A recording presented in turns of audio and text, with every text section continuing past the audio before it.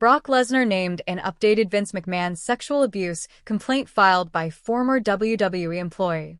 In a statement to People, McMahon's attorney said the amended version of the complaint, originally filed in 2024, is filled with desperate falsehoods, new evidence in the ongoing case against Vince McMahon and others at World Wrestling Entertainment, WWE, is shedding light on the alleged abuse a former employee suffered.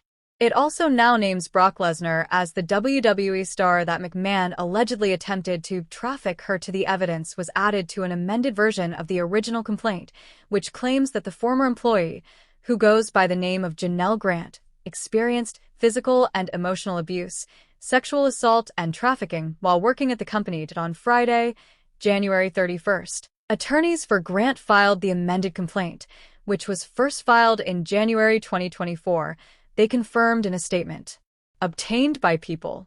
The amended version, which includes previously unseen texts and voice messages, provides new evidence that McMahon treated Ms. Grant as a commodity to sexually abuse and offer to other men. With the new allegations, the complaint, which was submitted to the U.S. District Court for the District of Connecticut against McMahon, WWE executive John Laurinaitis, and the company, is now 101 pages long, up from 67 in Grant's initial filing last year. The amended version alleges that Lesnar, 47, is the employee of the company who was previously referred to anonymously as WWE Superstar, and it also alleges that McMahon, 79, offered Grant to Lesnar for a sexual encounter during contract negotiations.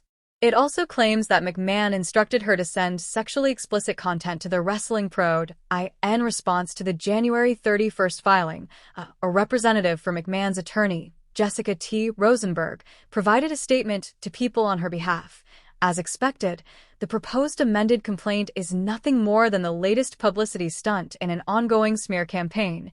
Rosenberg said the amended complaint is filled with desperate falsehoods from a team that continues to disregard the law and the truth. A representative for Lesnar did not immediately respond to People's request for comment on Saturday, February 1st, nor did representatives for WWE, according to the updated complaint.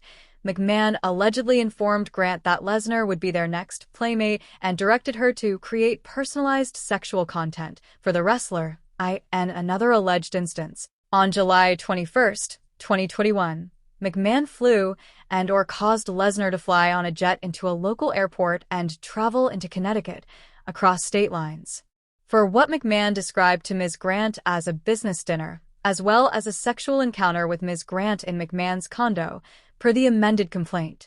Lesnar and Grant did not have a sexual encounter that day, however, because he was too intoxicated and taken back to the plane.